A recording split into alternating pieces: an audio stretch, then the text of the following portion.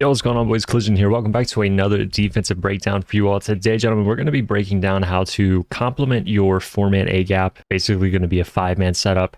This is not something I run all the time, but it's something that I've been talking about over in the Discord that I've been trying to improve and kind of send more pressure on defense. So wanted to go over what I'm doing against players who obviously know how to pick up the A-gap. Now, to pick up the A-gap, typically what I do, slide right, double team the D-tackle. That's what I do. There's multiple ways to combat it when you send five to get pressure to work around that double team assignment, and that's what we're going to be discussing today. So on the offensive side of the ball, because we're talking about sending pressure, I'm going to be sending five receivers out, just so you guys know, and we're going to go ahead and call a free safety zone blitz because this is still my base kind of play on defense, as you guys remember from the Chiefs guide. So let's go ahead and begin. Now, real quick, I'm just going to set up the blitz how I normally would. This would normally be my setup, and if I ever need more protection, I'll just blitz my user rush 3 and then put this blitzing A-gap guy in a vertical hook. But obviously, we're talking about sending pressure here. Now, like I was mentioning earlier, if you're trying to pick up this blitz, typically what you're going to do is slide right and double team the defensive tackle. This is what I like to do.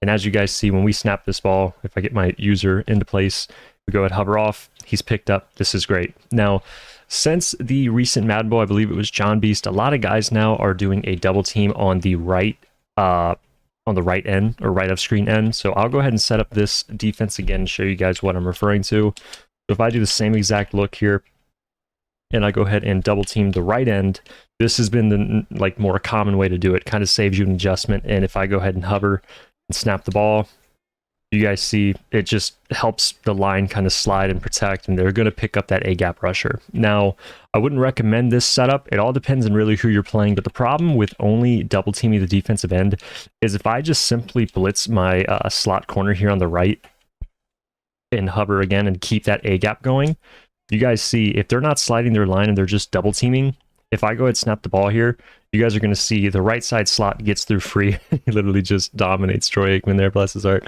But you guys see, this isn't a very optimal way to go. If I were to do this same exact setup here, like I just mentioned with blitzing the slot corner, and I were to slide right and then double team the defensive tackle, you guys see this is not going to be a problem in getting picked up because you're sliding right. Now, obviously, Chase Young gets a crazy shed where he barely engages with the O-line, but you guys see, this is what you're going to want to do.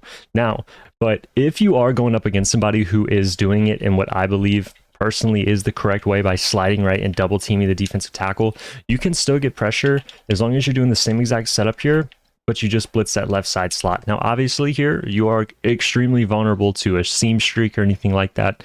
That's why you really need to know when you're going to be sending this type of pressure in the five-man. But just know if they slide right, double team the defensive tackle, you go and get your hover going. In practice mode, I will say this before we snap, the blitzing corner will kind of run into the left tackle. This is kind of a practice mode glitch, and we know it is because he's not going to engage like he is a blitzer. He's just going to kind of like fumble and rub up on him. That doesn't happen in game, and you guys will see that in my gameplays as well. So just know when I snap this ball, he may just run free and hit the quarterback, or he may run into the lineman on purpose just because it's practice. But if I go and snap the ball here, you guys see he gets through free, and this is something you can mix in. It's very important you mix it in. You don't want to spam this because you're going to lose so much coverage.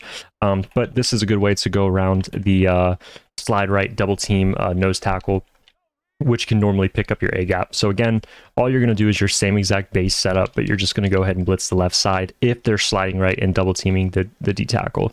Which shows you guys again. I kind of want to show you guys him running into the lineman. There you go.